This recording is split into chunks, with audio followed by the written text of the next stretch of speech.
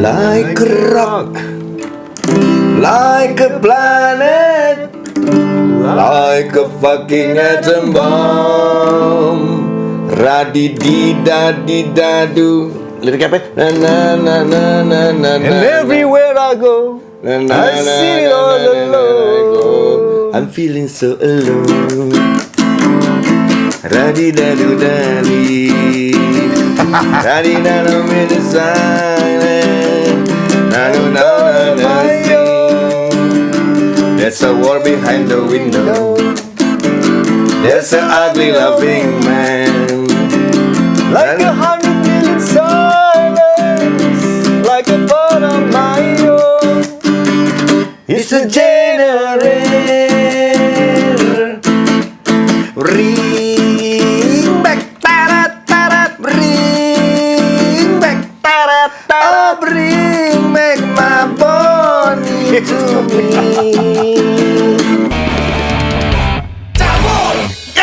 Para Wendy Putrano sekarang ini. Bolski. Kita ada di Cabul ya, di catatan si Buluk. Gue interview bersama Wens yang ternyata Doski sepupu gue secara nggak sengaja.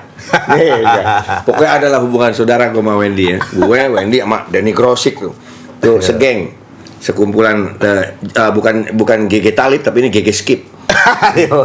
Gang Skip dulu.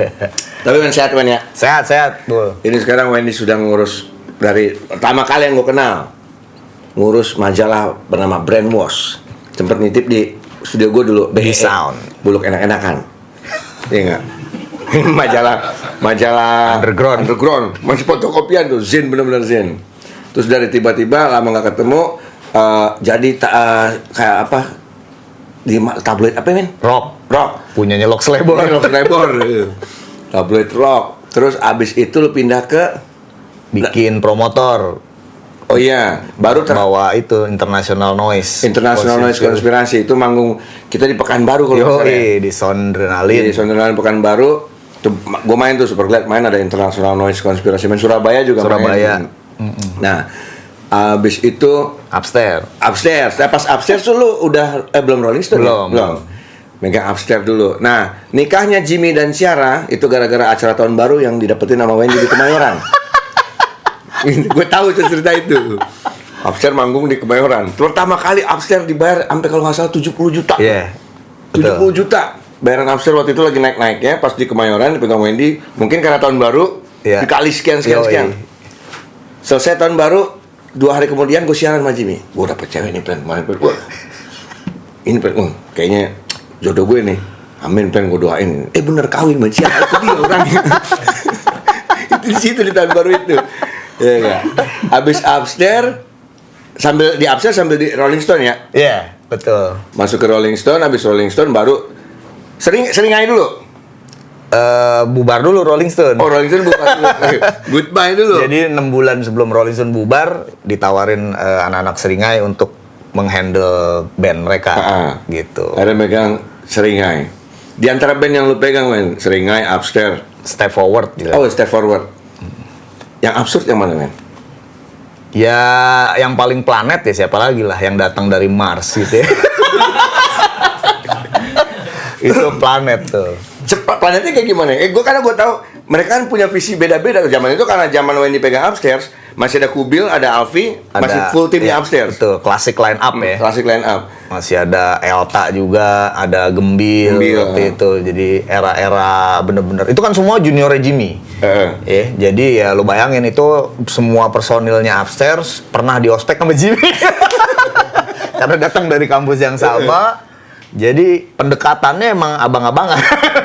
Nah, tapi lu nge-handle mereka ribet nggak sih, Ben? Maksudnya secara dalam tanda kutip band itu kan boleh dibilang ada hal-hal yang keribetannya deh. Enggak sih ya, nice boys lah gitu. Nice boys semuanya, termasuk Jimmy juga. Dan menurut gue emang leadernya Jimmy di situ ketahuan. Tapi secara skill musik itu ada Kubil dan juga Benny dulu yang bener-bener musicianship-nya hebat lah di situ. Tapi Jimmy emang visioner dia. Dia yang menciptakan semua yang ada di Upstairs, mulai dari image, artworknya, kemudian lirik, musik juga bareng sama Kubil. Jadi bisa dibilang ya ini one man army juga, tapi didukung sama tim yang oke. Gitu. Kalau di Seringai bedanya gimana, men? Kalau di Seringai kekuatannya merata, gitu. Empat-empatnya punya porsi sendiri ya? Empat-empatnya punya kekuatan sendiri, yang punya visi juga, yang memperkuat bandnya, gitu. Walaupun Aryan kurang lebih mirip sama Jimmy posisinya ya, dia juga artwork juga jago, nulis lirik juga. Cuma kalau musik tetap full ke Ricky. Jadi cuma menulis lirik Aryan. Kalau Jimmy nggak, dia bisa menulis lagu juga, bisa menulis lirik juga. Kalau di sini komplit. Penulis lirik Aryan keren, ya kan? Artwork juga, videografi, kemot keren, punya cerah. Ada sutradara. Ya kan? Kurang dana ada BCS kalau kata Aryan, Bank Sentral Siahaan. Kalau di podcast Seringai. Dan juga songwriter unggul ya. Unggul. Bahkan jadi sempat menjadi produser Superglad. Ya. Si Ricky Siahaan. Di lini bass ada Semi, ganteng, gaul, ya nggak? Suaranya ada di mana-mana sampai Extreme Wall saja iklan dia tuh. Ya kan? Jadi komplit kalau keseluruhan di Seringai. Nah, lu di Seringai ini ngapain? Ngasih kayak masukan sebagai seorang manajer nggak sih sebenarnya? Gini dong gitu. Secara visi mereka kan udah gila. Gue ketika dulu masuk Upstairs, gue ngelamar masuk Upstairs gitu. Waktu itu gue nonton Upstairs manggung di Bibis, dan yang bikin gue jatuh cinta adalah Kubil manggung pakai strap tali rapia, men. Anjir, itu menurut gue ini anjing. Ada gitaris lupa bawa strap dan pakai tali rapia, itu menurut gue ini original. Gibson pula berarti kayak apa tuh? Bayangin kasih tali sakit, friend, ini di tali rapia nih. Jadi abis manggung di Bibis tuh paling yang nonton cuma berapa ya, 15 orang kali. Jimmy gue udah kenal Jimmy kan sebelumnya di Be Quiet dulu, sering bikin pameran di WC gitu ya. Terus ya udah gue bilang, Jim, gue mau manajerin band lo dong gitu. Gue ngelamarnya itu pas lagi Siksa Kubur sama Noxa ngerilis album waktu itu di Pondok Indah tuh. Wah, yang bener lo katanya. Ini kan band gue kayak begini, nggak apa-apa nih. Ini gawat nih, bakal gawat nih. Lu udah feeling tuh dari awal. Gue udah feeling. Nah, bedanya ketika Seringai mereka nawarin, gue nggak mau. Gue menolak. Terbalik malah. Iya. Karena buat gue Seringai udah gede ya, Yeah. udah jadi gitu, udah mapan. Gue merasa kontribusi gue apa nih ntar di band yang udah jadi, yang udah besar, udah punya nama, dan menurut gue buat apa lagi di manajerin ya? Udah bisa jalan semuanya di band ini, paketnya udah lengkap gitu. Meeting 6 bulan lah. Anjir. Sampai akhirnya oke, gue tertarik karena satu hal waktu itu dia bilang, kalau menurut lo Seringai ini tantangan yang barunya apa? Itu dia makanya. Gue nggak tahu karena menurut gue lo udah established, udah mapan, dan gue penggemar Seringai gitu ya. Gue penggemar Seringai dari era pertama gitu. Dan menurut gue apalagi yang kurang dari band ini nih? Kalau nggak gini aja deh, kata si Ricky yang waktu itu. Dari zaman dulu kita tahu band metal itu nggak pernah ada yang sukses. Dalam artian bisa menghidupi, bisa menjadi mata pencarian utama gitu ya. Oke. Kalau menurut lo mencetak miliaran rupiah tuh tantangan nggak? Anjir, oke. Gue demen tuh. Jarang-jarang tuh. Itu out of the box untuk sebuah genre yang boleh dibilang sangat segmented. Kalau itu tantangan, oke. Gue tertarik tuh. Memang belum ada dari zaman dulu. Saya inget gue ya, dari eranya Rock, Suckerhead, Rotor, sampai ke BK bahkan terakhir. Sampai ke Burger Kill gitu ya. Burger Kill gue rasa udah mencapai itu ya. Gue melihat bahwa musik metal tuh cuma novelty act gitu, yang nggak pernah bisa mencapai titik komersial.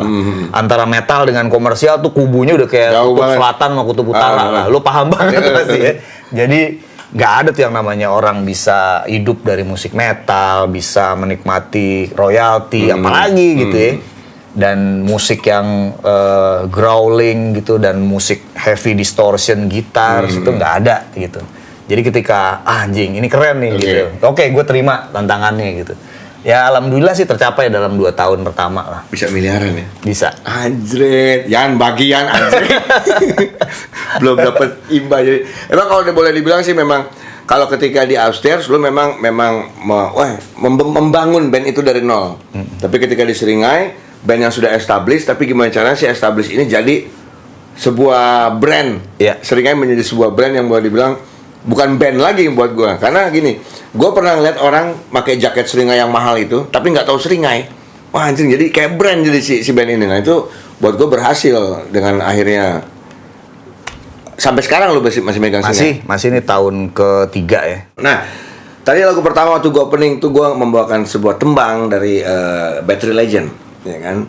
Dimana Wendy juga dulu sempat ngebawain Battery Legend. Yoi. Lu kan boleh dibilang lu juga salah satu punggawa skena metal di Indonesia, dalam arti sempat masuk di global metal kan, masih itu di interview. Nah, tapi awalnya lu justru ngeband tuh gara-gara BR. Oh enggak, jadi zaman SMA dulu gue ngeband, pasti zaman era-era itu thrash metal ya. Jadi gue punya band pertama itu Abortus namanya. Abortus. Abortus itu mainin cover lah pasti. Kreator, Sepultura, Metallica gitu, 3 band yang terbesar di era 90-an awal gitu. Jadi Abortus itu sempat jadi juara waktu itu, festival rock se-Jakarta. Itu gitaris gue dapet gitaris terbaik, band gue dapet band terbaik, dan gue dapet vokalis terbaik waktu itu. Udah merasa kayak rockstar itu, udah megang piala ya. Dulu lo kalau main kompetisi rock gitu, lo megang piala tuh udah anjing, band gue jadi nih, bakal manggung mana-mana gitu ya. Tapi nggak jadi apa-apa ternyata. Saya yang band Battery Legend apa? Kalau yang Battery Legend Genius Crime. Nah, itu Genius Crime. Genius Crime sama Akbar juga, Super Glad. Itu di situ ada Gary Betrayer. Ada Bangku juga, ada Ade Talang gitu. Nah, cita-cita lo sebagai pemain band akhirnya pupus karena nggak jadi apa-apa gitu. Tapi lo akhirnya emang bukan dunia gue nih band nih, mendingan gue jadi orang belakang layar. Lo memutuskan itu kapan, men? Iya, gue mau hidup dari musik sih, emang intinya gitu. Karena emang musik dari kecil lah ya, dari bokap gue tuh bangunin gue tidur tuh selalu pakai musik. Entah itu Black Sabbath, Led Zeppelin, The Police, atau satu lagi Deep Purple. Ya. Jadi setiap jam 6 pagi dia pasti kenceng banget, gue di kamar selalu kebangun-bangun gara-gara paranoid, gara-gara burn, gara-gara communication breakdown gitu. Jadi udah kayak kedoktrin setiap hari. Tapi akhirnya lo memutuskan udahlah gue jadi. Iya, ketika gue ngeband SMA nggak jadi apa-apa juga, menang kompetisi rock tapi gue tetap mikir anjing, nggak, kalau hidup jauh dari musik tuh nggak berkah gitu. Anjing, keren tuh, hidup jauh dari musik tuh nggak berkah. Iya, bener. Jadi emang menurut gue semakin deket lo dengan musik justru semakin berkah hidup lo dan semakin bahagia. Benar, musik tuh bisa bikin lo bahagia, bisa bahkan ketika gue menghilang pun yang tetap gua tetap ada di jalurnya tuh gara-gara gue dengerin musik. Walaupun musik yang pada gue dengar pada saat itu nggak lagi pang-pangan sih, kesidahan gitu. Tapi musik juga, ketipang-ketipung nggak musik. Nah akhirnya Wendy dari seorang musisi awalnya berubah tiba-tiba awal menjadi seorang jurnalis majalah underground, brainwash gitu loh. Sampai mempunyai sekarang ini, sampai kerja di Rolling Stone, sampai punya PT Ruang apa tadi? Gitu. PT Ruang Riang Milenial yang kita kenal dengan M Block. Ini idenya gimana sih, Lu yang punya ide ini bikin M Block itu apa gimana awalnya? Iya, jadi gue kebetulan berteman baik dengan almarhum Glenn. Satu kampus kita dulu. Mustopo ya? Iya, dari zaman abis ospek pertama tuh gue kenal sama dia. Dan dia waktu itu udah mulai ngeband di Jams. Tempat jazz di Blok M. Ya, ada klub jazz ya di Blok M di Melawai situ. Persis perempatan Blok Hotel Neo tuh. Sekarang jadi Hotel Neo. Nah, di situ gue pulang dari kampus, habis kenalan pertama barengan kita naik Kopaja P19 turun di Blok M. Kebetulan gue emang nongkrong di Blok M dulu. Bareng anak-anak underground, dan Glenn langsung ke Jams dia ngeband bareng Funk Section juga akhirnya di situ. Hilang, terus tiba-tiba gue ngeliat udah di TV dia. Anjing, temen gue udah di TV. Ini pas lagi naik-naiknya. Funk Section. Oh, Funk Section. Masih Funk Section. Belum solo. Belum. Masih Funk Section bareng Mus Mujiono, dan gue kaget gitu. Anjing, ini dulu temen kuliah gue udah ngetop nih gitu. Gue baru ketemu lagi di tahun 2002. waktu megang Upstairs waktu itu. Udah setelah itu udah terjalin lagi komunikasi akrab sampai dia dengar kabar Rolling Stone tutup di 2017. Oh, awalnya. Ya, karena 2017 itu akhir ya Rolling Stone tutup setelah hampir 13 tahun. Si Glenn ngajakin, join aja sama gua gitu. Ada proyek menarik nih, mungkin lo tertarik gitu. Kita mau merevitalisasi Lokananta. Oke. Jadi Lokananta Studio itu kan legendaris ya, studio musik di Solo ya? pertama di Solo yang dimiliki pemerintah gitu. Kita mau buat Lokananta tadinya jadi kayak M Block sekarang. Oke. Jadi kita hidupin lagi, kita bikin jadi tempat musik, dan Glenn memang banyak andil di dalam mengangkat lagi nama Lokananta. Dia pernah bawa rekaman ke situ, studio, terus bener-bener direkam dan orang-orang jadi ngeliat lagi Lokananta. Salah satunya gara-gara Glenn tuh. Nah, proyek itu yang menemukan gue dengan teman-teman yang ada di dalam ini nih, partner gue yang ada di dalam ruang riang milenial. Ada Pak Handoko ya, Pak Handoko Hendriono, dia yang punya Filosofi Kopi, orang agensi lama, udah senior. Ada Mas Yakob, dia arsitek yang bikin The Breeze, terus proyek GWK juga. Terus ada Mas Lance. Mas Lance ini film, dia sutradara film dan sutradara iklan. Ada Glenn di situ juga, dan ada Pak Mario, dia orang finance dan bisnis. Nah ini yang gue kenal deket itu ya baru Glenn dan Pak Handoko, karena gue pernah bantu di nulis bukunya dia. Kalau yang lainnya benar-benar partner yang baru gue kenal, tapi masing-masing latar belakangnya kuat di bidangnya masing-masing gitu. Kita ngumpul bareng, nongkrong di Filosofi Kopi di Blok M sambil ngomongin proyek Lokananta ini gitu. Yang ternyata udah meeting sampai 6 bulan gagal jadi kenyataan. Tadi mau dibangun di Solo. Iya, di Solo proyek pertamanya justru di Solo itu. Tiba-tiba pas lagi mandek dan nggak jelas nasibnya, kelanjutannya, datanglah tawaran dari Peruri. Oke. Ke Mas Handoko nih, ke salah satu founder juga. Dia bilang gini, "Wen, ada tanah nih 7.000 meter di Blok M. Kita mau bikin apa ya?" "Hah, 7.000 meter di Blok M, lahan apaan kan? Gue tahu Blok M, gila, gue nongkrong di situ kan dari dulu juga." Sebelah mana juga bingung kan? Iya. Setahu gue Peruri itu nggak pernah ada yang bisa masuk. Karena Peruri kan tempat nyetak duit, objek vital nasional, dijaga tentara gitu. Masa yang di situ Mas? Kayaknya sih. Ya udah, kita datengin tuh Peruri.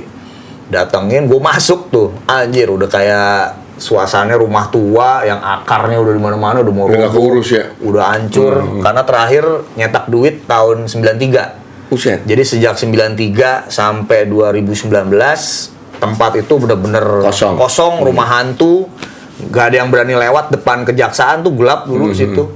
Orang boro-boro jalan lewat situ ya. Kucing juga males tuh.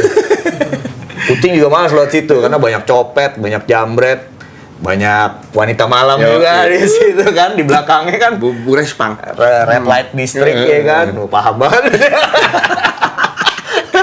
Jadi bener-bener daerah yang nggak bertuan, yang serem. Terus akhirnya kita bikin apa nih? Kita bikin venue musik. Blok M ini adalah Mekahnya musik di Jakarta. Awal terjadinya revolusi dari 80-90 pun di sana. Betul gitu. Semua ya, lintas Melawai, semua nongkrongan, bulungan, di situ epicentrumnya musik. Jadi menurut gua Blok M kan sempat ditinggalin nih sama anak-anak muda ya, pada pindah ke Senayan, pada pindah ke Kemang, sekarang Senopati ya kan. Ya udah Blok M jadi kumuh, jadi gangster lah, preman banyak, rawan gitu. Kita balikin aja konsep Blok M jadi keren gitu. Kita bikin tempat venue musik, terus di depannya rumah-rumahnya itu dibikin jadi kuliner, dan di belakangnya ada bar gitu. Ya udah, jadi konsep itu kita namain apa nih? Gue bilang, gue kasih nama tuh, kita namain aja M Block gitu. Lah kenapa M Block? Ya karena kan Blok M. Tapi jangan pakai nama Blok M. Blok M tuh image-nya udah apa ya, udah tua. Kita revamp aja namanya jadi M Block. Bloknya dari mana? Dari Blok Party. M Block. Yang bikin logonya siapa coba? Siapa? Ucok Homicide itu. Gile. Yang bikin logonya Grimlock juga. Gue minta tolong sama Ucok Cok. tolong bantuin Jok. Gue tahu dia yang paling tepat nih. Akhirnya jadi. Itu logo terpengaruh Black Sabbath. Dan akhirnya terlahirlah M Block. Akhirnya terlahirlah M Block jadi venue musik yang memang pengennya gue semua band itu bisa dapat rumah yang bagus ya, sound yang bagus, lighting yang keren, visual yang oke. Ya kayak zaman kita di Poster Cafe dulu. Poster Cafe menurut gue kan ideal banget ya. Bisa muat 500-700 orang. Panggungnya oke, terus semua komunitas make gitu. Jadi inspirasinya sebenarnya dari Poster Cafe juga. Awal-awal. Bisa jadi rumahnya nih buat band. Semalam tuh gue sempat ke M Block. Jadi gue baru sekali ke M Block, terus semalam, tapi waktu pertama kali M Block baru-baru jadi, waktu itu si Superglad pengen bikin launching. Pas gue kembali lagi ke dunia nih ceritanya nih. Cuman bentaran doang, nggak ngeliat sampai ke dalam-dalam. Terus kemarin ada temen gue dari Pekanbaru, gue ajak ke sana. Hampir semua di M Block itu akhirnya gue lihat memang akhirnya berhasil. Blok M yang tadinya sangat old school, pas gue masuk ke sana, gile. Udah generasi milenial yang instagramable, ya kan, foto di tembok bolongnya buat foto mana sekarang gak ada aja. Gue sampai nungguin orang dia mau foto kan, menunggu malah ya ada yang mau foto lagi. Jadi ada tembok bolong yang itu di belakang, duduk di situ pada foto-foto, ada yang mau. Kok sih anjing zaman sekarang anak-anak muda tembok bolongnya di foto ya. Lu ke Jatinegara banyak banget tembok bolong. Ya enggak, pinggiran Klender tuh tembok bolong semua itu. Foto banyak di situ tuh. Mau graffiti itu banyak. Nah, tapi Wen, akan ada perluasan, gue dengar rencananya di M Block. Kapan nih Wen jadinya? Jadi setelah responnya bagus dari masyarakat ya, komunitas juga ngerespon baik, Peruri ngeliat gitu. Dan itu kan total lahan di situ ada 7.000 tadi ya? 5,4 hektar sebenarnya total. Total lahan yang belum kepake? Yang dikasih ke kita tuh cuma 6.500 meter persegi. Oke. Akhirnya kita dikasih 2 gudang lagi, bekasnya gudang nyetak duit gitu ya. Terus sama mereka, nih kita minta lo untuk mengelola juga gudang ini, dan akhirnya nambah jadi 1.500 meter persegi tuh 2 gudang itu. Jadi totalnya 8.000 meter persegi sekarang. Yang kita mau buat itu jadi community hall, satu lagi jadi grocery store. Tapi grocery store yang indie gitu lah ya. Bukan grocery store yang kayak kita kenal besar yang sekarang. Ini pengennya emang barang-barang dari UKM ya. Wah, keren tuh. Yang dari petani mau jualan buah-buahan atau sembako. Jadi nggak melalui tengkulak. Gitu. Tapi sebenarnya sih intinya proyek ini karena kemarin lockdown, venue tutup. Venue baru 6 bulan dibuka, tutupnya 6 bulan juga. Itu ngehe banget ya. Kalau kita bikin itu jadi venue musik lagi, lockdown datang lagi, tutup dua-duanya. Ya. Nah, kalau kita bikin supermarket, nah ini kan supermarket satu-satunya yang boleh buka, nggak boleh ditutup. Bisnis buat makan jualan orang. sembako, jualan macem-macem makanan. Ya udah kita bisnis ini aja. Otak bisnisnya canggih coy, kepikiran juga supermarket. Kalau yang supermarket bukan gua nih, idenya dari Pak Handoko dan teman-teman yang lain gitu. Jadi kita ngelihat bahwa brand itu kan semuanya brand lokal ya. Kita mensupport brand lokal dan band lokal di M Block. Nggak ada, kalau lihat nggak ada brand yang udah mapan lah ya. Itu brand-brand yang baru gitu. Nah, emang support ke brand lokal itu yang mau kita tetap pertahanin gitu. Nah, ngomong-ngomong soal brand lokal dan UKM, ini ada brand lokal UKM punya sobat kita nih, men. Juan, Mama Family Food News. Mama Mili Food News. Ini ada coklat lava, ya enggak. Kalau ini dimsum. Nah, gue pengen dimsum justru nih. Ya enggak. Terus ada apa itu? Apaan? Mac and cheese. Wah, ini mesti dikukus lagi nih. Di bawah AC sih naruhnya. Ini adem. Coba kita tes. Nih. Cocol. Sambil makan kita. Inilah rezeki cabul tiap syuting. Ada aja yang ngirim, alhamdulillah. Yang mau ngirim bisa hubungin Aduy namanya. Gitarisnya Speak Up, gitarisnya Superglad. DM. Nanti dia yang ngurus tuh. Rokok. Mantap. Oke, sambil gue ngunyah. Enak. Enakan. Sukses ya. Sukses buat Mama Mili Food News. Yang mau ini lo Instagramnya Mama Mili tuh. Langsung ke @mamamili food news. Support local food. Karena ya namanya dia support brand lokal dan band lokal. Sama cabul juga. Tapi kalau band luar mau support cap gue mah nggak masalah. Brixton mah boleh-boleh aja gitu. Memperbaiki image dikit you know. 2005 lu dapat tawaran dari Adib ya? Ya. Untuk kerja di Rolling Stone. Ya. Itu lu lagi ngapain? Megang upstairs doang waktu itu? Iya. Gue lagi seru-serunya upstairs karena era 2005 itu upstairs dapat tawaran dari major label. Warner. Iya. Tadinya memang kita nggak niat untuk tekan kontrak dengan major label. Kita niatnya untuk yuk kita kerja sama titip edar gitu. Karena menurut gua di era Matraman upstairs udah berhasil lah ya jadi raja pensi lah segala macam gitu. Nah, gua mau bawa mereka lebih luas lagi, lebih gede lagi gitu. Lagi ngobrol, kebetulan ANR-nya teman kita juga gitu. Ariel Gowo. Bukan. Apa waktu itu? Agus Sasongko. Ariel Gowo juga ada di situ, tapi bukan ANR waktu itu. Bosnya Agus. Yang ketemu dengan kita Agus. Wah, gue baru berarti Kubil sama itu bisa Kubil. Alvima itu kayak Gosip ada terus. Nah, si Agus Sasongko itulah yang tiba-tiba gue lagi nanya-nanya gini tentang kemungkinan distribusi. Gini deh, kalau kita sign aja upstairs gimana? Terus gue nengok ke Jimmy, maksud gimana nih? Maksud lo gimana? Enggak, Warner pengen full sign upstairs untuk jadi artis kita, eksklusif. Terus gue sama Jimmy cuma ngeliat-lihatan.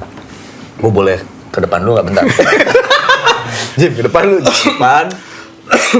Gimana, Pren? Menurut lu gimana? Gue sampai gimana ya? Oh, kita ambil tapi jangan panjang-panjang kontraknya. Karena gue dengar cerita tentang keburukan major. Band-band sebelumnya, band-band mainstream sebelumnya yang suffering kontrak panjang. Jadi gimana? Kita satu album aja. Anjing satu album mau mereka. Ya kita coba lah gitu. Ya udah, mau ya. Resep nggak lo? Ya jalanin aja deh. Energi itu ya akhirnya keluar. Energi. Jadi pas masuk gimana ya udah seolah-olah nggak mau lah ya. Setelah kita pertimbangin sih nggak ada salahnya gitu.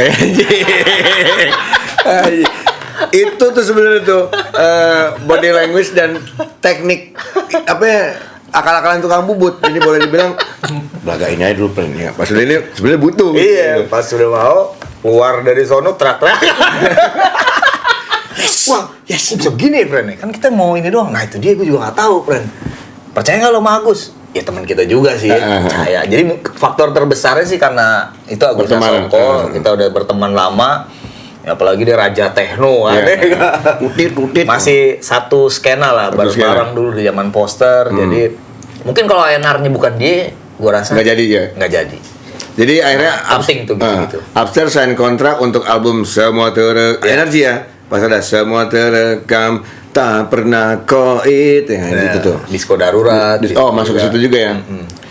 Nah, satu album tapi dia mau tuh satu album ya. Jarang-jarang sebuah label besar, apalagi international label mau kontrak dengan band hanya satu album. Hanya terjadi sama Upstairs doang.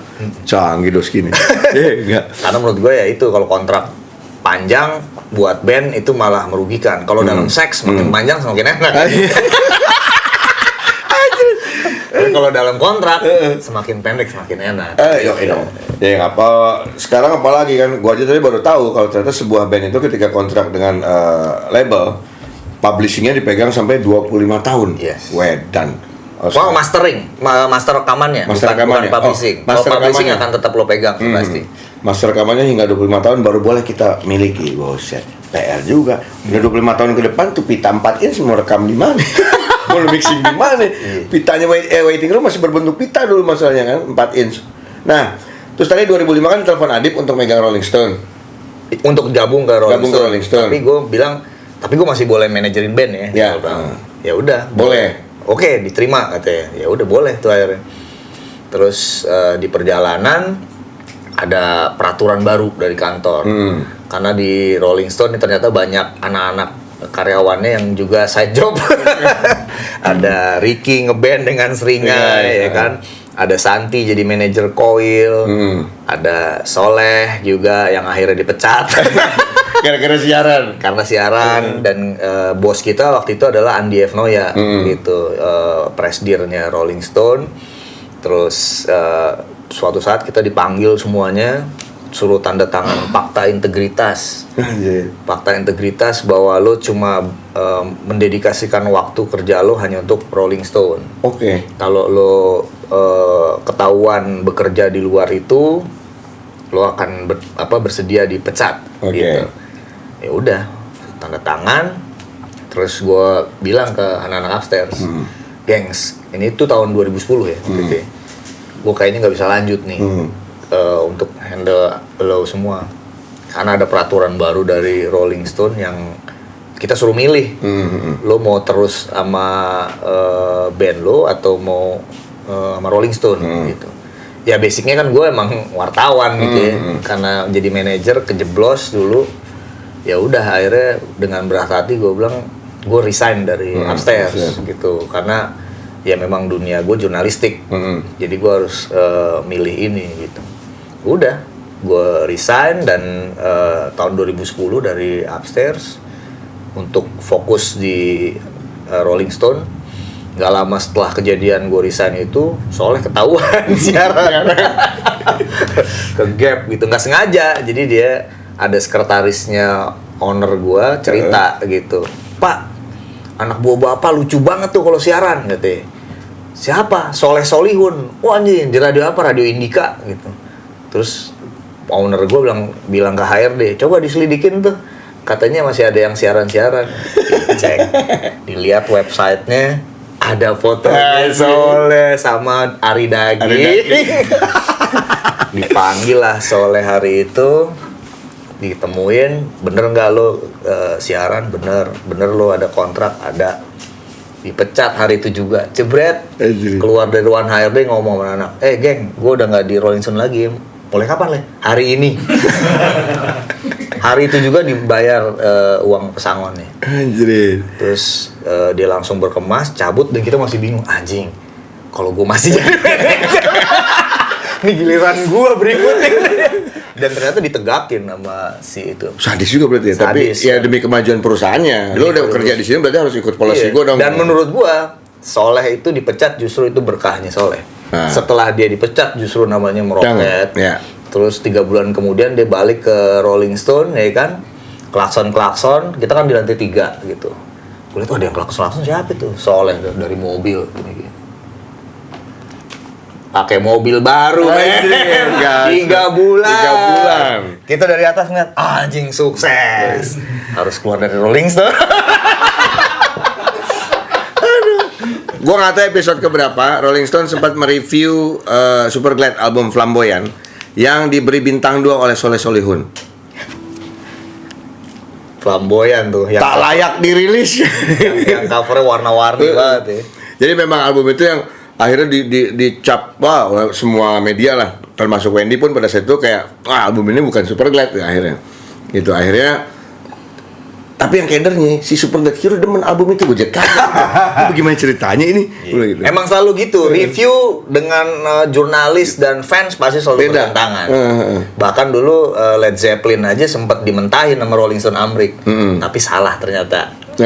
Dan akhirnya menyesal gitu.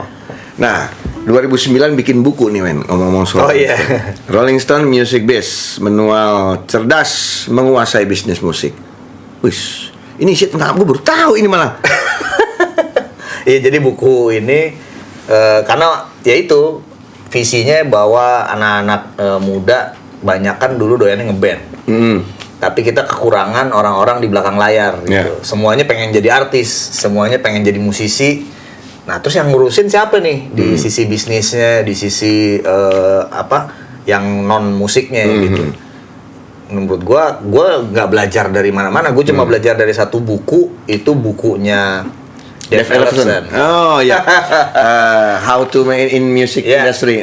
Music business is music is good, music business is ini pokoknya judulnya seperti itulah, buku tentang musik bisnis yang dibuat oleh basisnya Megadeth. Itu buku pertama gua dan sangat berpengaruh dalam mempengaruhi bekerja sebagai manajer gitu. jadi sangat terinspirasi. Nah, akhirnya ya lumayan dengan pengalaman dari beberapa tahun berhadapan dengan label, ya ngurus band dan sebagainya. Gue coba bikin semacam panduan lah ya, buat ya mudah-mudahan bisa dipakai oleh generasi berikutnya nih, manajer-manajer atau orang yang mau kerja di label, mau kerja sebagai kru, sebagai roadman gitu ya. Ada sharing lu, pengalaman lu di situ lu tulis ya? Ada pengalaman gue juga dan juga hasil wawancara gue, karena kan gue jurnalis, gue jurnalis jadi gue bisa wawancara manajernya Gigi ya dulu, Dani Pete, gue wawancara Anton Kurniawan, manajernya Silon Seven, gue wawancara Andreas Wulur, ya, manajernya Samsons, terus gue wawancara orang-orang label, mulai dari orang label Musika, kemudian label Trinity, major label luar juga gue wawancara di situ, wawancara road manager dari band-band. Komplit berarti di buku itu. Iya, jadi bukan cuma pengalaman gue pribadi. Sold out ini udah 3 kali cetak, 3 kali dicetak ulang maksudnya. Jadi udah hampir 10.000 kopi ya terjual dari tahun 2009 sampai sekarang. Dan ya lumayan membantu, tapi ini masih di era transisi dari musik era sebelum ada digital analog, era analog ke era digital. Jadi belum ada tentang bisnis digital. Betul, belum ada karena ini 10 tahun yang lalu nih umurnya bukunya. Jadi akan direvisi nanti dan disesuaikan dengan era yang sekarang. Cakep. Jadi ini masih era ringback tone. Yoi. Ringback tone. Tekan ada di ring Anda. Betul. Ini langsung bocah set. Bila yang tertulis untuk anjing Samson lagi nelfon teman gue. Bila Samson semua gua tuh Iya betul. Nah, coba tadi kita lihat ada sebuah foto.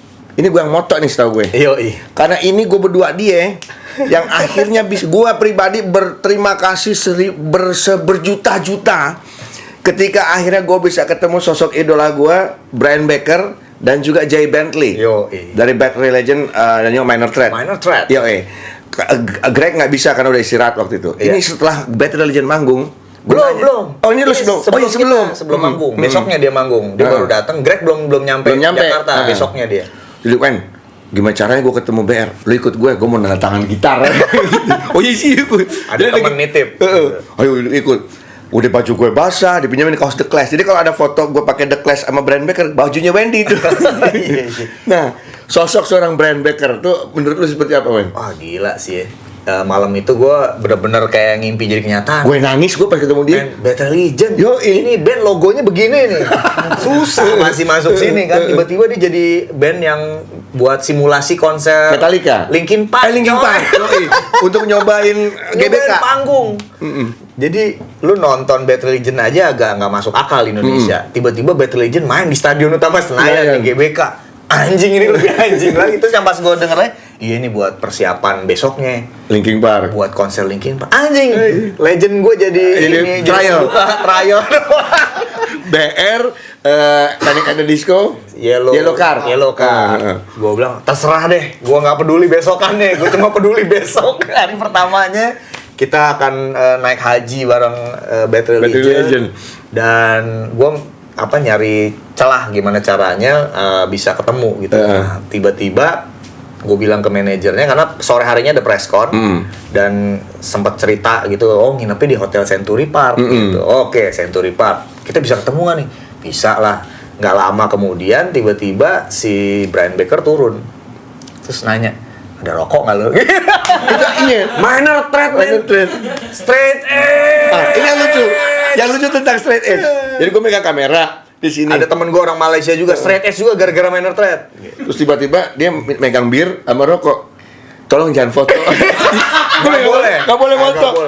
Karena gue image gue Straight Edge. Selain itu dia bilang, selain image-nya dia bilang gini, gue nggak mau ada orang-orang yang patah hati karena ngelihat gue ngerokok dan ternyata minum bir. Yang mereka tahu gue gini. Gue mau ngangkat terus temen gue yang udah berapa tahun ya, 15 tahun tuh Bob dari Malaysia. Anjing, idola gue ngerokok. Nggak mau deh, pokoknya kalau kelihatan kita ngambil ini dia lagi ngerokok, jangan ya. Ya pas posisi ini, gue tuh megang kamera. Kamera itu gue yang pegang. Jadi ketika gue lagi mau ngomong, no. Dia jadi, nggak biasa. Jangan Bul, kata dia gitu. Gue takut ketahuan sama orang lain kalau dia oke. Dia cerita di situ, kita nanya ya, Ian MacKaye gimana kabarnya? Wah, gue satu komplek sama dia gitu. Kalau gue sore muter-muter dia suka main sama anaknya tuh. Nah, dia pasti ada. Kita sering ketemu. Oh gila deketan. Wah gila, dia kan juga ngefans berat. Gue sampai gile. Satu komplek Pak Ian MacKaye isinya, Brian Becker, Discord lah pokoknya. Si ini juga Johnny Two Bags, Social D, sekompleks juga sama mereka. Satu kompleks. Gila kompleks itu sih legend punk rock semua. Dan dia cerita, wah gue dulu sama Ian tuh gini. Gue dengerin nih anjing. Gila nih kalau kagak ada Wendy gue gak ketemu dia. Semua ya, ada almarhum Mas Bram ya. Iya, Dedi Brarlianto, sahabat gue. Dulu cover Bad Religion juga, Entropy. Gue juga happy banget mukanya gue liat berkaca-kaca almarhum ya pas ngeliat ketemu di sini. Jadi ya edan sih. Nah, terus ini adalah salah satu band juga yang sempat foto bareng Wendy. Ini banyak yang bilang memang sedikit mirip sama gue secara look ya, gitu. Band ini yang membuat gue waktu pas konser mereka, satu-satunya band Indonesia yang lagi bunyi adalah Superglad doang. Jadi ketika Superglad main lagu pertama, penuh panggung gua. Suat. Lagu kedua, penuh panggung gua. Pas mau lagu ketiga, prang dung. Wah, cing. Dashboard main. Kosong satu. Wah, wait. Coba panggil. Hey, Jimmy. Hey. Pindah semua tuh. Mancing. Bunyi dung dia. Jadi ada jeda 2 lagu doang untuk Superglad dinikmati oleh para Java Rocking Land waktu itu ya. Java Rocking Land yang pertama. Java Rocking Land mancing, rame. Wah, pas satu kosong. Tinggal 2 orang di depan yang nonton. Begini doang. Gue kata, ini juga yang nonton di depan kagak ngerti dashboard tuh kayak itu. Nah, tapi banyak yang bilang memang ada bulu Karaba di sini. Wendy juga pernah bertemu dengan Chris Karaba, vokalis Dashboard Confessional. Dia gimana sih, pendek ternyata orangnya? Pendek. Ini juga yang bikin gue kaget sih. Jadi ada beberapa orang yang kita lihat di TV tuh kayaknya tinggi, gede gitu ya. Danzig ternyata juga pendek ya, Glenn Danzig ya. Yang pertama yang gue kaget Rhoma Irama. Gue ketemu pertama kali sama men, ternyata pendek loh ini. Dan gue cukup shock juga, anjir kalau di ini kan kayaknya di kuda kan segini haknya dulu. Naik kuda kan tinggi gede, ternyata nggak boleh shotnya nggak boleh ini harus kelihatan gitu. Yang kedua gue kaget ternyata pendek juga itu Bruce Dickinson. Iya, Bruce Dickinson. Ternyata pendek. Lebih tinggi gue kaget terus terang. Dan waktu itu pakai sendal jepit, terus pakai celana pendek. Pas di Shangri-La ya? Enggak, gue ketemu di Singapura di backstage wawancara dengan Bruce Dickinson karena dia lagi tour sebelum masuk ke Indonesia ya. Ya udah gue ngeliat di situ anjing. Yang tinggi gede tuh justru manajernya Rod Smallwood itu yang anjing keren banget lah. Itu kayak gue ketemu Bruce Dickinson kayak momennya Almost Famous tuh. Di film Almost Famous tuh kayak gitu yang benar-benar starstruck. Karena diajak nongkrong, dia bawa muter-muter ngeliat venue, ini dressing room. Lu kan ingetnya biasanya kalau rockstar belakang backstage-nya pasti banyak alkohol, ya kan, banyak cewek-cewek. Nggak ada men semua itu di era 2011 sudah tidak ada. Udah kayak arisan keluarga dibuka dressing room. Ada ibunya, ada istrinya, ada anak-anaknya, jadi kayak lagi anjir tur keluarga. Iya, dibawa semua tuh keluarganya. Satu Air Force One. Iya, satu Air Force One itu ada semua keluarga. Jadi pas kita buka dressing roomnya, loh ada arisan nih. Mereka malah yang kalian mau kesini ya mau ngobrol? Kata Bruce enggak. Kita mau ngomong di belakang aja. Ayo kita ke belakang gue berduaan. Duduk. Pas lagi duduk gini, dia lu mau minum apa? Gue gak bisa jawab. Tenang, lu duduk aja, gue ambilin. Lu diambilin minum sama Bruce Dickinson. Nama Bruce Dickinson. Fiji minumannya. Nih, Fiji bukain. Minum. Gue simpen sampai sekarang. Botol Fiji-nya lu. Bersejarah itu. Anjing. Bruce Dickinson ngambilin gue ini jadi waiter gue gitu. Itu selama wawancara yang tadinya cuma 15 menit jadi 45 menit. Termasuk ngomongin Ariel Noah. Kok bisa? Ternyata dia ngikutin kasus video itu. Oh, video Ariel Noah. Anjir. Gue nggak nanya tentang itu, tiba-tiba aja ngomong. Ya, gue tahu banyak tentang Indonesia. Termasuk tentang vokalis itu tuh yang kemarin baru dipenjara gara-gara film bokep itu. Anjir. Wah, lu tahu juga? Lu bilang, tahu gue. Anjir, menurut lu gimana? sayang, kenapa mesti dipenjara dia? Filmnya jelek kok. Gas banget. Om Bruce dah. Gila. Nah, ini kita malah kagak ngomongin Chris Karaba. Chris Karaba gua wawancara juga di belakang panggung di Makassar waktu itu karena emang ada Rock in Celebes momennya. Kita emang diundang untuk wawancara. Dia datang nggak sama band. Dia full acoustic set. Waktu itu hanya Chris Karaba sendiri.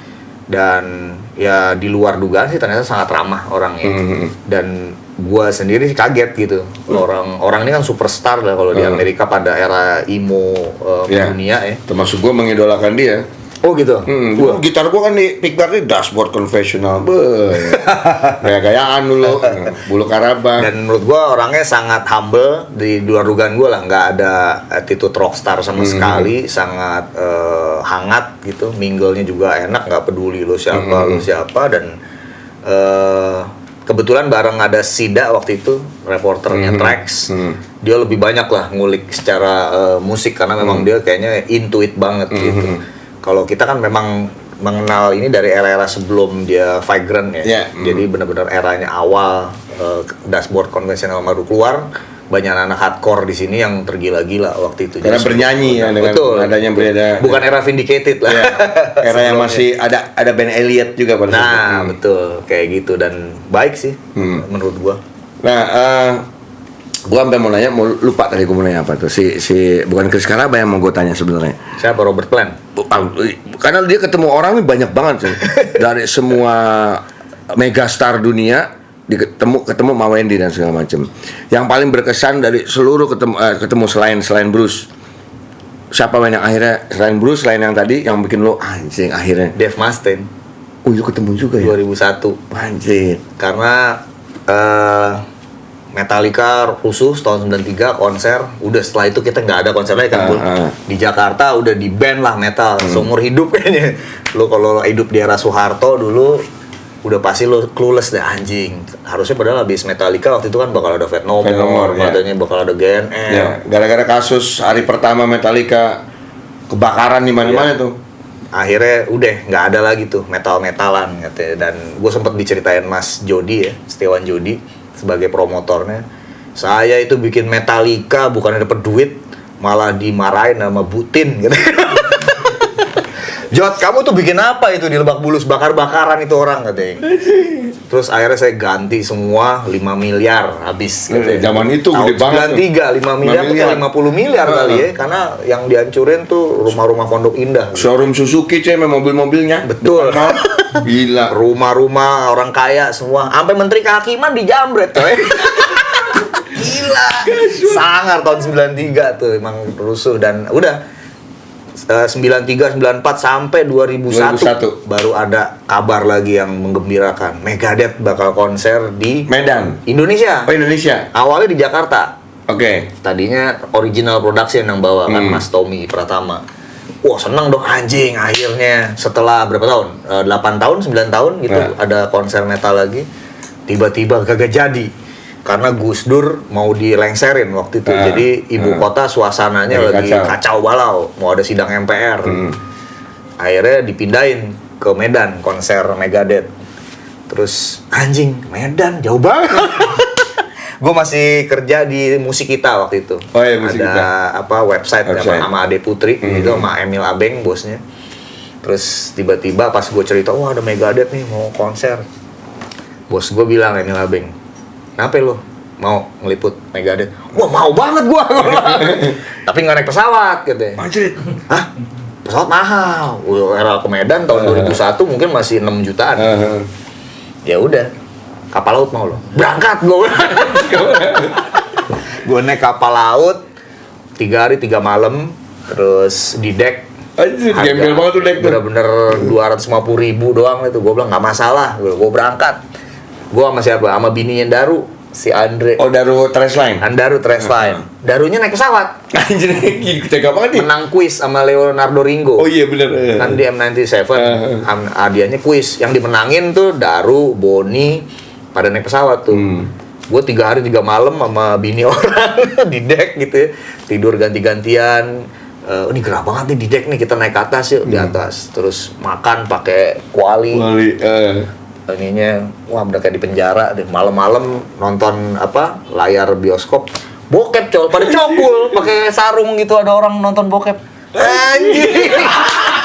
Di kapal laut tuh ada ternyata bayar 10.000. Dan kok pada pakai sarung ya. Anjing aneh banget katanya dia bocokul. Wah cabut langsung sih. Posisi sila dong berarti dicokul. Iya. Di TV gede gitu ya, zaman dulu ada TV gede tuh. Bayar 10.000. Anjing filmnya bokep. Cabut. Terus hari ketiga akhirnya nyampe di Medan. Gue naik beca ke Stadion Teladan. Yang gue lihat di depan udah ada Daru, ada Boni, seger-seger banget gitu. Lu kusut. Anjing, gue udah kusut belum mandi. Kalau mandi soalnya air laut di kapal laut gitu. Wah, udah pada nyampe lo seger-seger. Lo kapan berangkat? Tadi 10:30 pagi. Anjing, gue sementara 3 hari yang lalu. Gue nggak bisa nih. Gue bilang gue harus ketemu Megadeth. Ya udah, gue udah nyiapin pertanyaan kan, panjang selama di deck gitu kan. Terus nggak dapet jadwal wawancara karena media online waktu itu belum dipandang. Siapa sih? Gue barengan Mudia, tabloid Mumu. Terus ada dari Hai juga, ada Firdaus Fadlil ya kan, legend tuh. Pokoknya semua media-media gede lah. Ini cuma gue doang nih media satu nggak dapet ini wawancara. Ya udah, akhirnya gue dapet momen ada preskon Megadeth. Tapi pertanyaannya wartawan sono cupu-cupu, ya kan, ngomongin kenapa Jarum Super mensponsori konser musik metal, bukannya sepak bola gitu. Wah anjir, gue bilang gue udah nggak kuat nih. Wah ini gila nih Megadeth ditanyain ginian gitu. Ya udah, akhirnya gue bajak aja tuh preskon. Gue tanya semua, gue punya 20 wawancara daftar. Di preskon itu gue akhirnya ngomong berdua sama Dave Mustaine, semua sama personil gue tanya-tanyain. Jadi udah kayak wawancara online. Padahal kan itu wawancara preskon gitu. Banyak. Sampai akhirnya ditegor sama Dave Mustaine. Itu coba kasih tahu wartawan yang ini preskon, bukan wawancara dengan dia doang gitu. Dia kesel gitu kan. Akhirnya ya udah, gue berhenti dulu, yang lain nanya lagi. Pertanyaannya aneh-aneh lagi, giliran yang lain gitu. Akhirnya gue nanya lagi, terus pas udah kelar, gue samperin tuh. Wah, gimana ya? You asshole gitu. Sama Dave Mustaine. Tapi gue bukannya takut kan, anjing dikatain asshole sama Dave Mustaine. Mantap. Are you ready for in Indonesia? No, that's a wrong question. Do you ready for us? Jangan salah nanya men. Are you ready? Gitu, dia mah selalu ready gitu. Gue malah dia ini. No. Tapi sosok dia kan boleh dibilang Dave Mustaine sosok yang lumayan rada dingin kan? Dingin banget. Jadi udah makan malam ngumpul di restoran gitu. Semua udah ngumpul tuh. Personilnya Al Pitrelli, Jimmy DeGrasso. Ya Al Pitrelli yang gantiin Marty ya. Waktu itu Dave Ellefson gitu. Semua belum makan sampai nunggu Dave Mustaine datang. Kira-kira setengah jam. Anjir. Kita udah di depan gitu kan, nungguin gitu. Setengah jam kemudian dia turun dari lift, rambutnya masih basah, masuk. Terus pas dia makan, duduk, come on, let's eat. Wah, anjing gue ngeliat itu lu. Wih, gila. Megadeth, man. Megadeth itu starstruck gue yang pertama sih. Karena waktu gue lihat yang Big Four aja ya di backstage videonya ya. Ketika orang nongkrong sana sini Dave Mustaine yang disamperin orang-orang. Bahkan James Hetfield nyamperin dia, bukan dia nyamperin Metallica. Bukan. Dia lagi pemanasan gitar, ini James datang. Dave, dia disamperin sama James Hetfield. Gila banget. Bener-bener tuh orang tuh. Dahsyat. Ini tahun berapa Wen? Lo menjadi Chief Operation Officer, CEO di Hammersonic. Hammersonic keberapa nih? 2017. Oh, kemarin. Karena gini, tadi ada foto Wendy dengan mengenakan topi suicidal yang bareng Chris Karaba. Itu Hammersonic keberapa yang pertama yang di Senayan ya? Yang ada DRI. Oh, itu kreator 2012. Ya. Hammersonic 2012 tuh gara-gara topi Wendy yang suicidal tendencies. Sampai di rumah gue punya poster suicidal tendencies, akhirnya gue suicidal tendencies. Itu yang terjadi dengan Baygon dan Antimo. Habis nonton Hammersonic bareng media, ya kan? Kopi suicidal tendencies. Oke, pulang set poster gue suicidal tendencies. Wah, bunuh diri dah. Itu dulu kejadiannya. Nah, 2017 itu 2012. 2017-nya Wendy jadi COO di Hammer Sonic Festival. Iya. Iya, jadi waktu itu ini akhirnya ketemu lagi dengan Megadeth karena waktu itu bintang tamu utamanya di Hammer Sonic ini Megadeth. Diajak oleh Rafael gitu ya. Rafael promotornya Hammer Sonic juga untuk bantuin di ini karena setelah almarhum Krishna Sadrah wafat nggak ada yang bisa bantu dia di sisi itu gitu. Ya gue bantu di tahun ini doang karena memang gue sangat support lah dengan Hammer Sonic gitu ya. Satu festival yang cuma orang gila aja yang bisa bikin dan orang yang bener-bener nggak mikir duit lah. Ya, pasti. Salah satu festival yang bikin gue naik haji juga karena datangnya di RI. Betul, ini pahalanya Rafael banyak banget terus terang buat semua anak-anak metal karena semua band yang lu tunggu puluhan tahun gitu ya, bisa didatengin, ngumpul, nongkrong bareng satu event. Nggak pernah ada dalam sejarah pertunjukan konser apapun di Indonesia ya. Festival metal gitu. Ya metalnya aja susah dijual gitu, apalagi dibikin festival gitu, lebih gila lagi. Mayoritas bandnya juga band luar dan menurut gue salut banget sama pergerakannya karena dia pasti nggak ngelihat profit duluan. Dia lebih ngelihat bahwa ini anak-anak metal penggemarnya banyak, band-band ini harus didatengin dan dalam satu hari lo bisa nonton 10 band metal idola lo, pujaan lo di satu panggung. Dulu lo nunggu Metallica aja perlu 25 tahun. Nunggu Iron Maiden perlu 30 tahun. Jadi ini tiba-tiba dalam satu malam lu bisa nonton semua band idola lu. Menurut gua nggak kejadian di zaman kita muda. Hammer Sonic juga gua akhirnya melihat dengan langsung suara Mile Petroza depan gua. Nah, itu. Mengibarkan Are you ready for flag of it? Jadi walaupun template, semua konser kreator pasti dia gitu. Kibar-kibar. Are you ready for flag of it? Gue udah apal nih, pasti kibarin bendera nih, ya kan gitu. Tapi ada kesampaian, gue nonton DRI, nonton kreator, Morbid Angel, man, gila. Oleh gue ketemu langsung. Berarti pas di itu 2017 jadi CEO Hammer Sonic. Besok yang akan diadakan 2021 udah nggak lo? Nggak, karena emang sejak ini selesai gue banyak kesibukan di M-Block kan. Jadi gue bilang sama Rafael, gue nggak bisa ikutan lagi. Yang terakhir sih 2019. Yang 2019 atau 2018 ya? 2018 kayaknya. 2018. Sempet nggak ada kan, habis yang 2017 sempet nggak ada, baru ada lagi setelahnya. Dan gue bilang gue udah sibuk di M-Block, jadi udah nggak bisa ikut. Tapi gue akan support. Gitu. Apa yang bisa gue support, mungkin lo mau bikin press-con atau pre-launch-nya. Gue bisa terbuka untuk bekerja sama, gue bilang. Karena kita intinya support di situ yang paling penting. Gak ada lagi nih, kalau dia nggak bikin, gue rasa nggak ada lagi yang bikin acara-acara kayak gini. Karena kita sangat menunggu di 2020 kedatangan dari gue sih 2021 ya, yang harusnya 2020. Yang gue tunggu sebenarnya Black Flag coy mas. Walaupun nggak original ya, bukan line up original tapi Black Flag. Testament.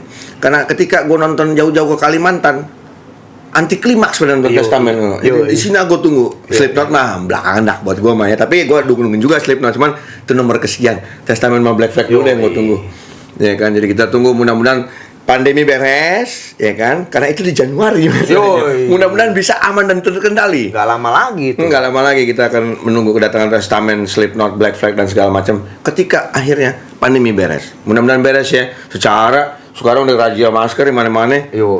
Kemarin gue bantuin bantuin Satpol PP gue. Iya, pas razia masker ya kan. Wah, gue bantuin, Pak. Nih saya nggak pakai masker, Pak. Yang bayar 2,5 ada. Bantuin lagi. Bagi. Gitu ceritanya. Ngomong-ngomong soal pandemi, ini jelas merubah strategi industri ya. Industri musik, wah semua deh. You name it, mau kuliner, musik, apapun itu. Boleh dibilang turun sedrastis-drastisnya saat ini. Tapi kira-kira nih 1 atau 5 tahun ke depan, lo ada bayangan nggak sih man sebenarnya industri musik ini akan kayak gimana? Ya menurut gue sih makin gila ya. Karena sebenarnya kalau nggak ada pandemi sih ini tour udah makin banyak. Band-band udah bisa dapat royalti sekarang dari digital gitu ya. Merchandise juga jalan dan fisik juga masih dicari orang. Jadi menurut gue sih sekarang anak-anak zaman sekarang yang ngeband itu udah enak banget. Sudah udah punya toolsnya. Iya, lu bayangin Bulu kan udah ngeband dari 40 tahun lalu kan. Jadi lu bisa cerita makan asam garamnya tentang jadi musisi di Indonesia kayak gimana, lu bisa tanya ke Buluk segala hal gitu.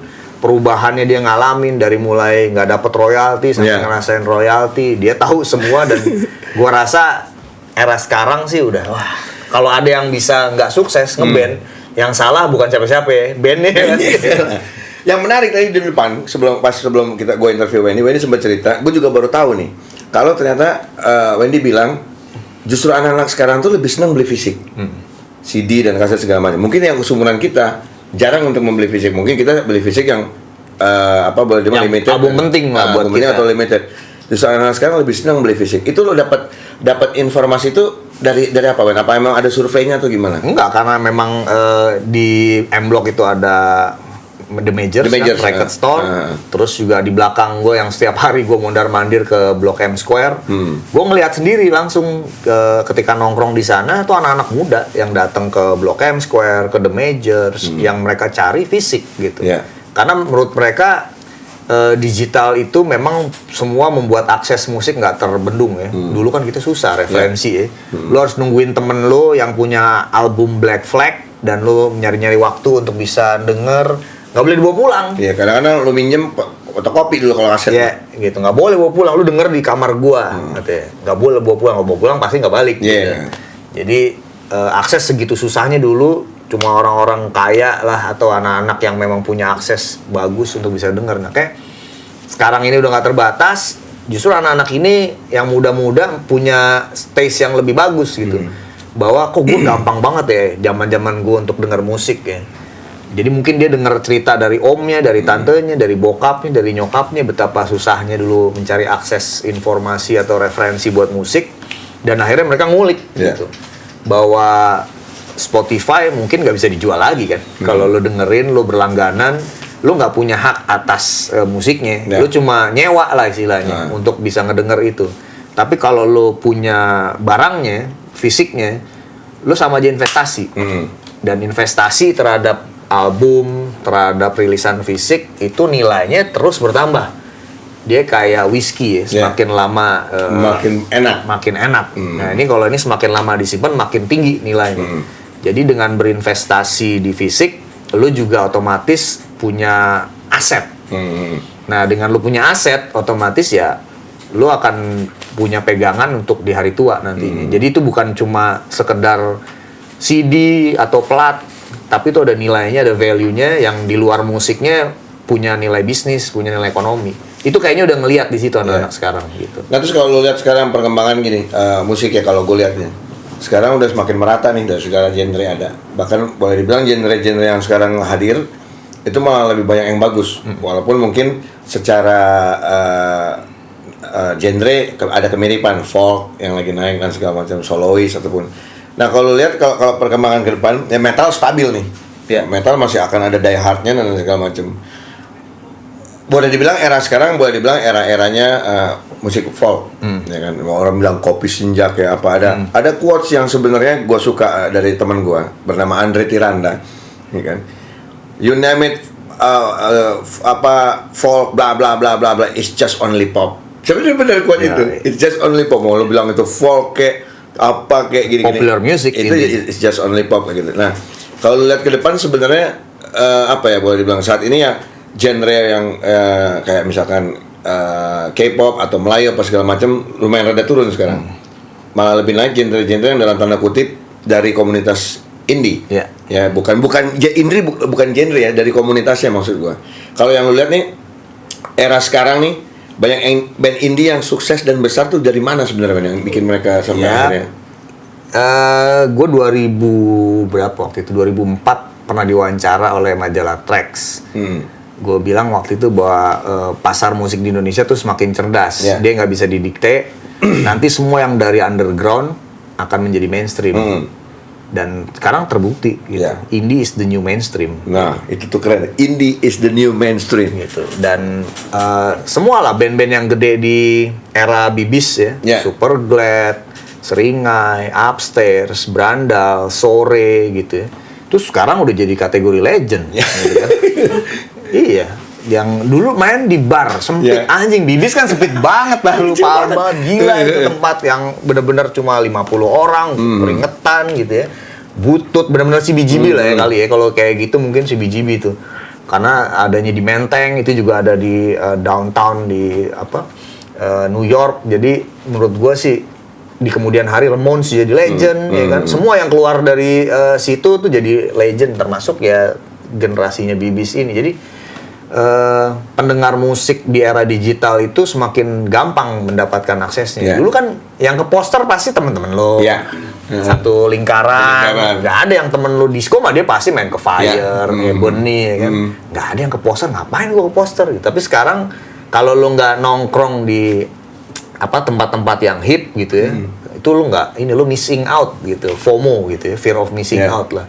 Nah, zaman dulu nggak, yang tahu tempat-tempat itu ya cuma dari tongkrongan, nggak ada sosmed soalnya kan. Sosmed kan sekarang berpengaruh buat nyebarin info tempat paling hip atau kayak gimana gitu. Jadi menurut gua itu jadi salah satu kuncinya ketika dibuka aksesnya, ya musik-musik ini keluar tuh.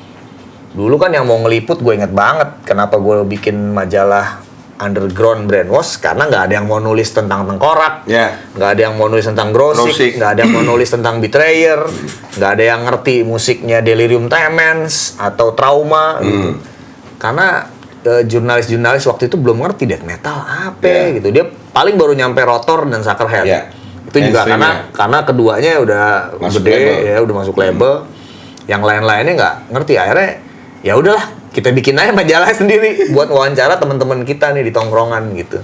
Dan di kemudian hari ya kita tahu Tengkorak, Betrayer, band-band gede kemudian gitu. Itu kayak gitu sih, bahwa nggak ada lagi nanti yang baru ya. Gue yakin 10 tahun ke depan kita nggak akan mendengar musik yang original lagi, tapi balik lagi aja nih, sirkulasi nih, rotasi lagi musik yang dulu. Ya kayak sekarang kita dengar thrash metal udah mulai bangkit lagi, ya kan. Kausa juga mainin itu, terus kemarin ada Power Trip lah. Power Trip baru saja meninggal baru saja meninggal vokalisnya gitu. Oke, ada dangdutan di depan. Kita mau dangdutan dulu bareng sama Wendy pastinya. Berapa nih?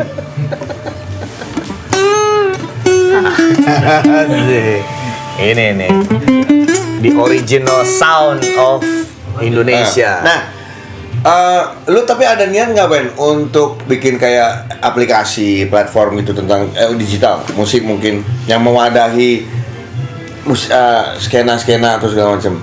Ya, gue setelah hampir 3 tahun nggak di media lagi, emang menimbulkan rasa kangen gitu ya. Karena sedikit banget sekarang media-media yang benar-benar intuit gitu, yang benar-benar ngulas, yang benar-benar menemani band-band ini pergerakannya. Jadi cuma ada beberapa lah yang bagus dan memang intens nulis ya, kayak misalnya pophariini.com gitu ya, media-media yang jurnal ruang yang kayak gitu. Tapi kalau yang benar-benar update dan ngikutin pergerakannya sih belum ada gitu. Jadi mungkin mudah-mudahan akan segera bikin lagi media. Tapi mungkin majalah ya, bukan online gitu. Karena fisik pengennya bikin majalah fisik, dan mungkin terbitnya nggak mesti sebulan sekali, tapi terbit 6 bulan sekali, tapi memang bagus gitu. Disiapin artikelnya yang keren dan collectible gitu ya, sama kayak rilisan fisik. Karena menurut gue pasti masih ada marketnya, orang-orang yang memang masih menghargai rilisan fisik itu, dan kalau ditulisnya benar-benar bagus pasti akan jadi sih gitu. Let's say setiap kali rilis limited hanya mungkin 1000 eksemplar, 5 itu aman-aman. Betul. Dan nanti bisa kita bikin versi digital juga setelah yang fisiknya keluar gitu. Jadi tetap bisa mensupport lah keberadaan musik-musik lokal ya. Karena nggak ada sih sekarang yang intuit banget. Gue belum menemukan yang lebih bagus lagi dari itu tadi, Pop Hari Ini atau Jurnal Ruang yang nulisnya bener-bener dalam gitu, depth banget. Ini yang dalam lagi adalah kalau menurut lu nih Men, soundtrack lagu yang cocok tentang kejadian kebakaran gedung kejaksaan. Yang cocok apa soundtracknya? Ya satu lagi tuh lagu yang dari dulu membangunkan tidur gue ya, Burn dari Deep Purple. It's burn.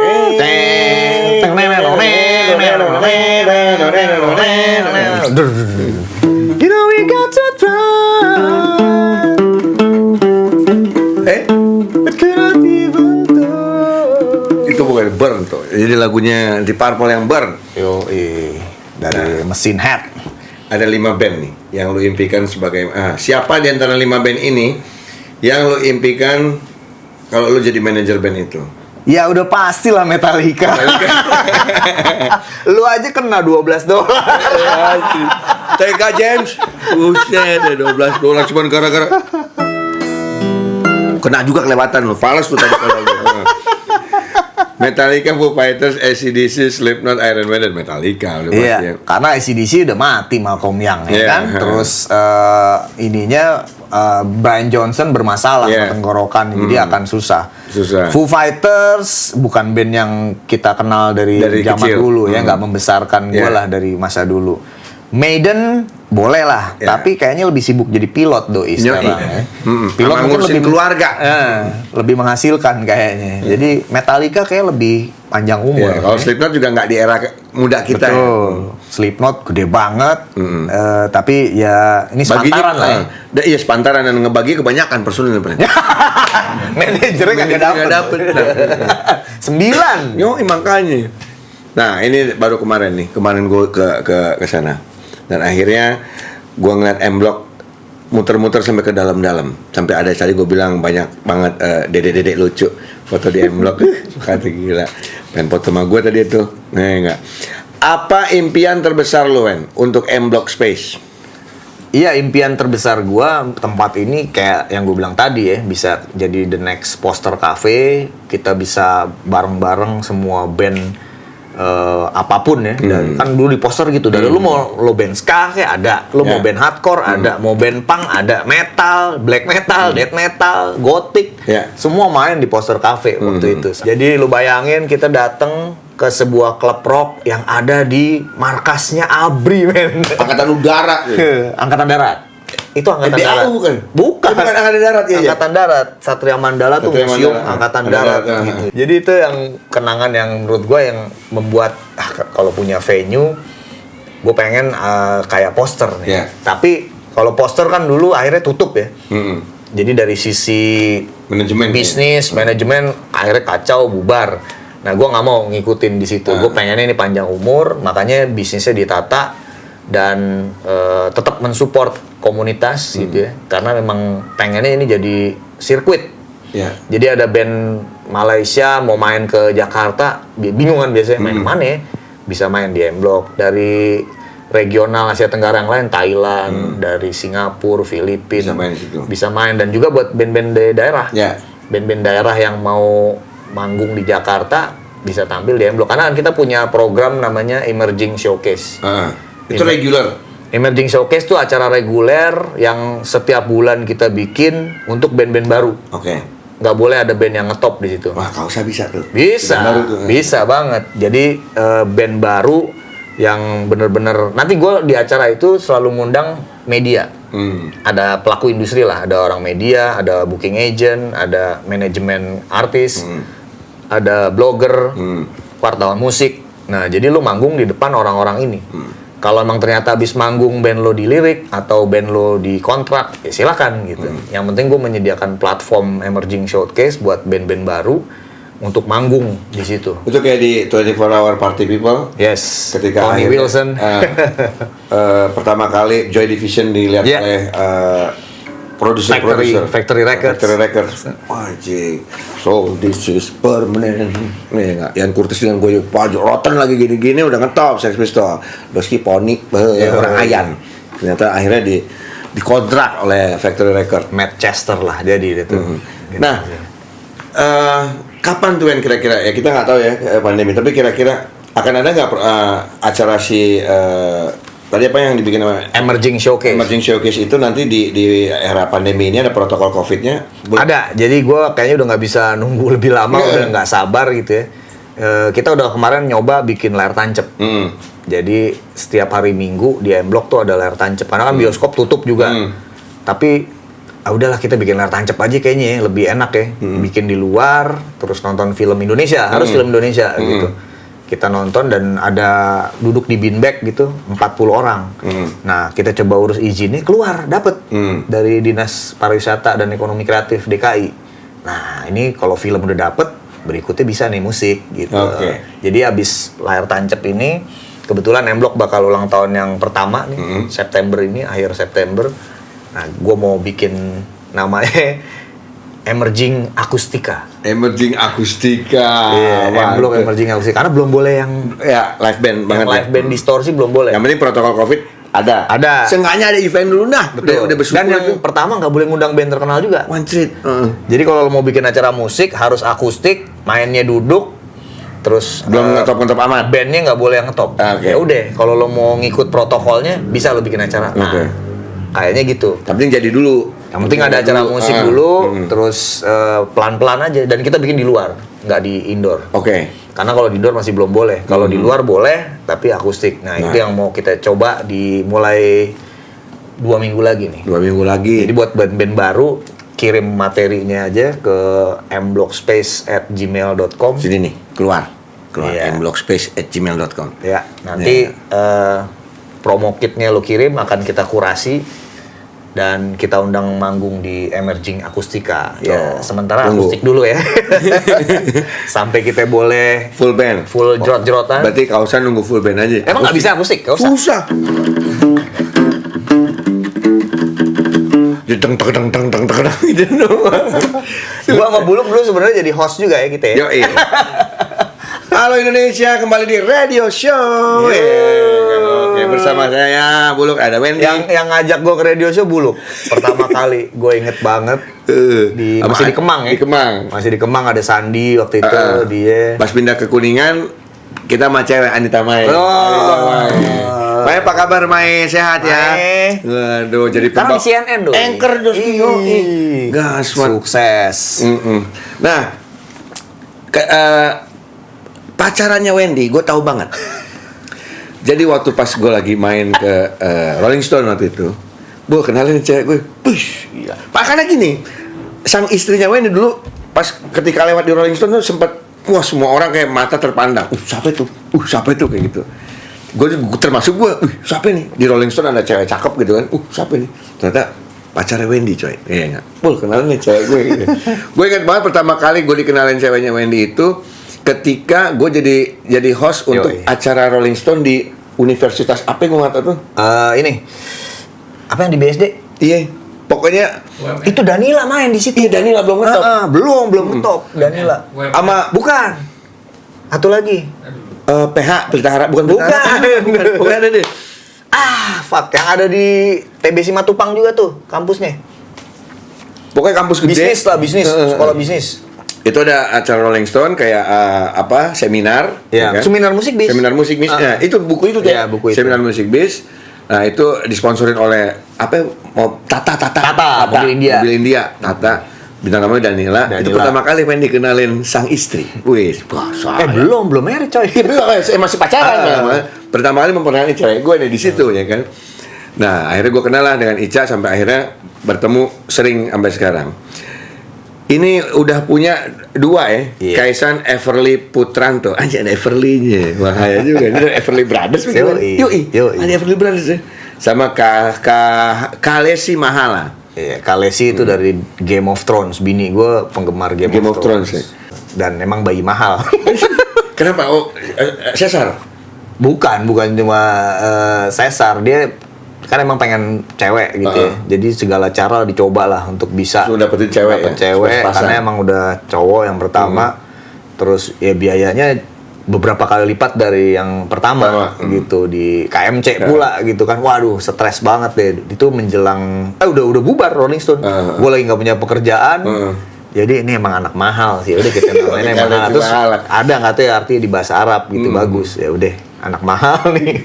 Tapi arti keluarga buat lo Ica, Kaisan dan Kalesi. Ya gue nikah kan baru umur 38 ya. Boleh dibilang telat ya. Makanya jangan telat-telat. Anak lo udah berapa umur sekarang? 16. Anjir. Tahun berapa waktu dia? 2005 ya. Nah, harusnya sih gue tahun segitu. Nggak, Buluk sih emang lumayan jauh, 10 tahun sama gue. Nggak sangat jauh, udah kajil. Tapi ya harusnya kira-kira umur anak gue yang pertama segitu. Nah, Cikun? Iya. Kecil lagi. Iya. Oh iya, masih ada Om Jiks ya. Pak David? Iya, David Karto juga. Iya benar juga. Aryan gimana? Itu mah nggak tahu dah. Kita nggak tahu dah tuh. Ya kalau buat gue sih, gue sendiri nggak nyangka gitu. Akhirnya bisa punya anak 2 gitu, gila, nggak pernah kepikiran sih. Udah mikir mau nikah aja baru 38. Itu juga dia kan mantan sekretarisnya bos gue di Rolling Stone. Sekretarisnya Iya. Andi nih. Sekretarisnya Bu Monica. Bu Monica. Jadi ya udah, biar gampang. Jadi satu kantor gitu. Jadi ya banyak ini memang ya, berkah lah. Batu Gelinding ini memang membuat kehidupan menggelinding terus. Jadi ya ngasih ke gue temen yang baik, keluarga, dan yang paling penting ya apa ya, itu tadi keliling dunia sih. Gitu. Lu dulu kecil dibangunin oleh musik-musik dari idola lu, Led Zeppelin. Puluhan tahun kemudian gue ketemu sama idola lu, sama Robert Plant gitu ya, vokalisnya Led Zeppelin. Kan itu gila ya menurut gua. Ngefans sama Bad Religion, ketemu sama Bad Religion, sama Iron Maiden ketemu Iron Maiden. Yang gua nggak sempat ketemu cuma Metallica. Ya. Gua padahal ada di backstage-nya bareng anak-anak Seringai di 2013 itu. Ketika anak-anak udah habis manggung nih, ada Eben, ada siapa, Aji, Robin itu ada ya? Robin nggak ada. Robin nggak ada. Pokoknya yang ikut mau Tepi. Sama Ade Putri. Pas kita mau masuk ke dalam ruangan Metallica, tiba-tiba ada bodyguardnya Metallica yang tangannya gede banget tuh. Segede paha gitu. Tar dulu, lu siapa? Katanya. Wartawan. Wartawan nggak boleh ikut masuk, katanya. Ya. Yang boleh ikut masuk yang tadi manggung, katanya. Tapi saya bareng sama mereka, nggak peduli. Silakan keluar. Padahal gue udah tinggal ketemu tuh Metallica. Padahal lu bilang, lu siapa? Seringai gitu. Kan belum jadi manajer. Oh iya ya. Belum. Oh iya belum ya waktu itu. Gue waktu itu emang diselundupin sama Ade Putri karena Ade Putri road manajernya Seringai. Gue mau dong ke backstage gitu. Ya udah masuk bareng gue. Jadi gue masuk bareng Putri sama Raisa sama Boim. Molos tuh, Jess. Wah, abis Seringai manggung, ya gue jadi saksi di belakang lah, mereka sampai gue nggak pernah ngeliat ada band yang stres sih seumur hidupnya mau digantung gitu ya. Cuma ngeliat Seringai aja tuh. Wah, udah kelar manggung, asik nih. Meet and greet. Gue ikut ya meet and greet. Ikut lah, bareng-bareng aja, kata anak-anak. Ada Tepi. Pas udah mau masuk, dak gitu. Bodyguardnya gede. No. Get the fuck out. Anjir. Ya, men. Gagal. 2 senti lagi ketemu Metallica, gue nggak jadi. Tapi bakalan ketemu, Wen. Amin. Bul, amin. Nah, gue say thank you dulu, Wen. Udah ngobrol ngalor ngidur panjang lebar bareng sama Wendy, ya kan? Udah berapa jam nih kita nih tuh? Jam ini berapa jam? Ya. Tapi yang pasti dari obrolan-obrolan tadi banyak banget kalau gue lihat ya. Apa yang Wendy jalanin dari mulai kesabaran, niat, ya kan, terus emang dia dari awal yakin emang dia ngambil jurnalis, ya kan, ngambil segala macem, apa yang dia korbanin akhirnya menjadi kenyataan kayak gitu. Jadi makanya pengen lau-lau, kalau lu udah punya niat, lu sabar, lu yakin sesuatu saat lu akan bisa. Dari orang yang ngefans sama Iron Maiden ketemu dengan Iron Maiden, ngefans sama Bad Legend ketemu sama Bad Legend, lu juga bisa. Ya, enggak. Bisa, semua orang bisa kok. Iya, enggak? Oke, thank you banyak. Sama-sama, Bul. Ini lagu terakhir buat kalian semua. Bersabarlah ya, karena sabar itu disayang Tuhan. Little patient.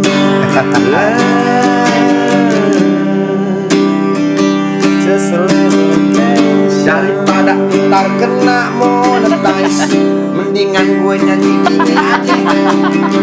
Daripada ntar kena monetize, dolar gue berkurang aja. Daripada ntar kena monetize, just a little patient.